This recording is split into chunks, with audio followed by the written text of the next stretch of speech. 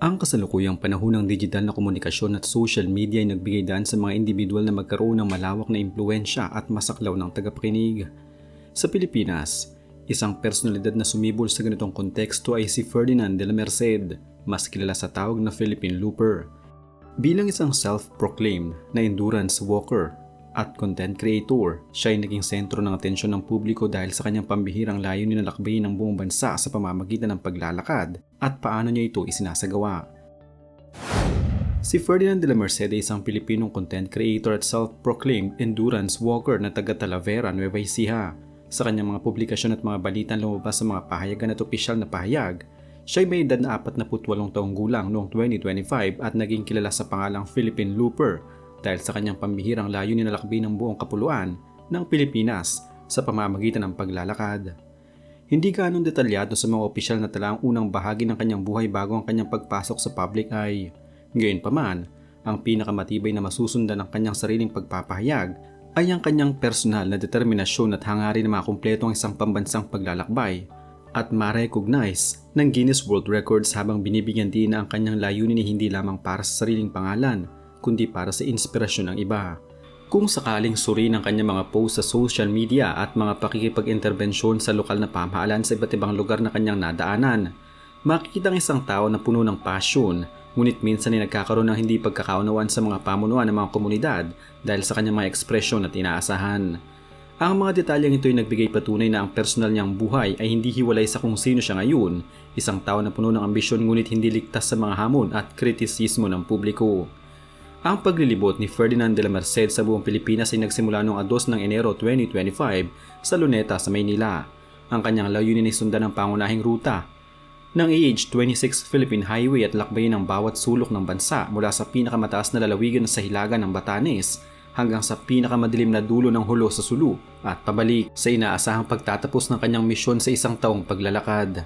Sa pinakaunang yugto ng kanyang paglalakad, inihayag niya ang kanyang mga pakay ay hindi lamang makakuha ng pansin kundi maging inspirasyon sa iba na magpursige sa kanilang mga pangarap at ipakita ang pagtatagumpay sa pisikal na pagtitiis at determinasyon. Sa kanyang mga tala, binanggit niya na hindi niya mabilang kung ilang probinsya na ang kanyang nadaanan habang nagpapatuloy ang paglalakbay. Ayon sa mga ulat at opisyal na pagtanggap ng mga lokal na pamahalaan sa iba't ibang parte ng bansa, maraming lugar na siyang binisita at binigyan ng mainit na pagtanggap. Halimbawa, tinanggap siya ng pamahalaan ng Calbayog City noong Hunyo 2025 bilang bahagi ng kanyang makasaysayang misyon, kung saan binigyan siya ng mga suporta at pagkilala mula sa lokal na pamahalaan. Gayun din, noong Hulyo 2025, sinalubong siya ng Albuera, Leyte, kung saan siya ay ginawaran ng maayos na akomodasyon at mainit na pagbati mula sa lokal na mayor.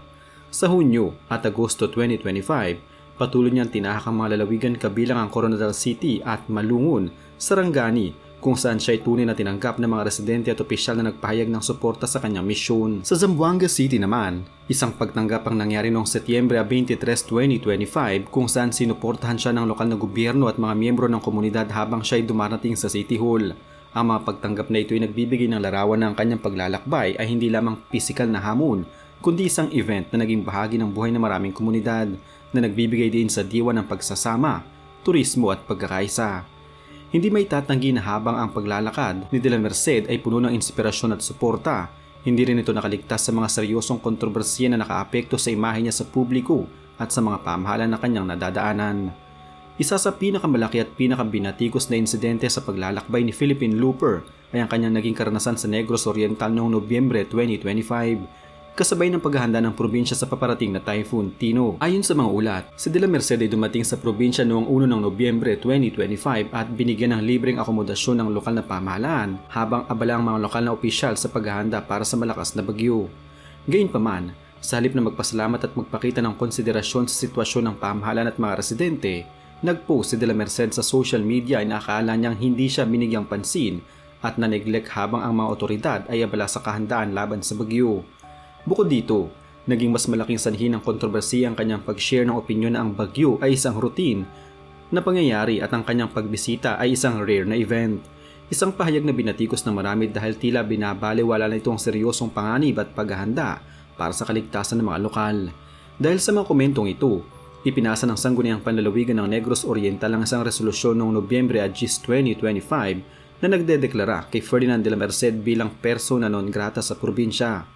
Ang deklarasyong ito ay naangkin na naglalayong ipagtanggol ang dignidad at imahe ng probinsya at mga tao nito dahil sa tinaguriang disrespectful and damaging remarks na ginawa ni de la Merced. Ang persona non grata declaration ay nagresulta sa mas malawak na diskurso sa social media kung saan may mga sumusuporta at may mga bumabatikos kay de la Merced. Ang naturang pangyayari ay nagpapakita ng komplikadong relasyon sa pagitan ng personalidad, social media influence at pagrespeto sa mga lokal na komunidad at kultura. Ferdinand de la Merced as persona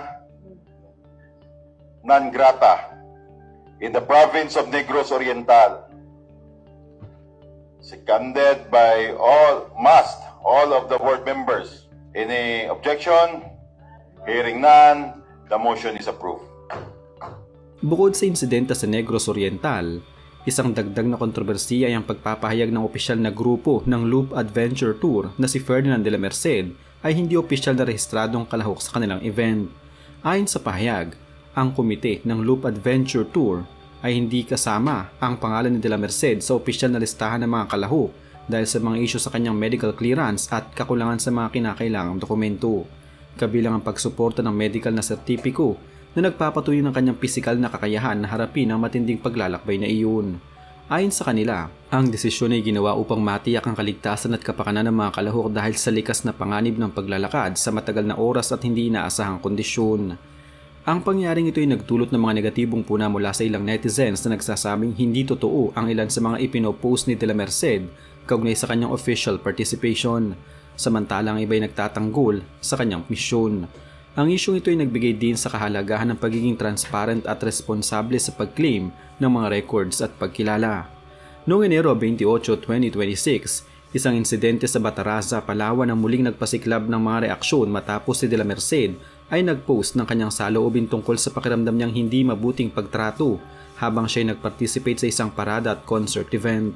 Ayon sa ulat, sinabi ni de la Merced na siya ay nakaramdam ng gutom at hindi nabigyan ng sapat na atensyon habang ang ibang bayad na artista ay nakatanggap ng higit na pagtrato. Subalit maring itinanggi ng Municipal Tourism Office ng Bataraza ang mga alegasyon. Binanggit na siya ay pinamahalaan ng maayos at binigyan ng kinakailangang suporta kabilang ang pag-accompany sa kanya sa isang restaurant para siya ay makakain. Ang hindi pagkakasundo sa pagitan ng mga pahayag ni de la Merced at sa official statement ng lokal na pamahalaan ay nagdulot ng mas maraming diskusyon sa social media tungkol sa kung paanong dapat tratuhin ng mga bisita at kung paano dapat magpahayag ng saloobin ng may respeto at konsiderasyon. Sa kasalukuyan ngayong 2026, patuloy na nagpapatuloy si Philippine Looper sa kanyang paglalakbay sa iba't ibang bahagi ng bansa habang inaayos niya mga social media platforms at mga account na naapektuhan ng mass reporting at restrictions. Noong Pebrero 2026, inamin niya na ang kanyang Facebook page na mahigit sa 1 milyong tagasunod ay na-restrict at na-mass report ng iba. Kaya kinailangan niyang lumikha ng bagong page habang inaayos ang kanyang original na account. Sa kabila nito, patuloy ang kanyang mga patuloy na pag-update ng mga Philippine Loop Hiking Edition na videos at mga posts sa social media na hindi pa siya tumitigil sa kanyang pambansang paglalakbay. Ayon sa mga na-upload na videos mula sa kanyang account, siya ay naglalakbay pa rin sa iba't ibang munisipalidad gaya ng Victoria, Looc, Bulalakaw, San Jose at iba pang mga lugar ngayong Pebrero 2026 na nagpapakita ng kanyang determinasyon na ipagpatuloy ang kanyang misyon kahit na may mga hamon. Marami ring lokal na pamahalaan at komunidad ang patuloy na nagbibigay ng suporta at mainit na pagtanggap sa kanya habang siya ay naglalakbay, kabilang ang pagbibigay ng mensahe ng pagkilala at pagpapakita ng suporta. Ang mga pinakahuling tala ay nagpapakita na si de la Merced ay aktibong nagpapatuloy sa kanyang Philippine Loop Hiking Edition na naglalayong makumpleto ang buong pag-ikot ng Pilipinas sa pamamagitan ng paglalakad. Bagaman maraming hamon at kontrobersiya ang kinaharap ni Ferdinand de la Merced, malinaw na ang kanyang plano ay hindi lamang tumigil sa paglalakbay. Ayon sa kanyang mga post at mga pahayag, layo niyang tapusin ang buong PH Loop at ma-recognize ito sa record na maaaring kilalanin ng Guinness World Records, pati na rin na gamitin ang kanyang paglalakbay bilang inspirasyon para sa iba na magpursigi, magtiyaga at ipakita ang diwa ng pagkakaisa ng mga Pilipino. Gayunpaman, nailahad din niya sa ibang post na ang tunay niyang layunin ay hindi lamang ang record kundi ang paghanap ng kanyang ama na nawawala noong siya'y bata pa na nagbibigay lalim na personal na motibasyon sa kanyang paglalakad.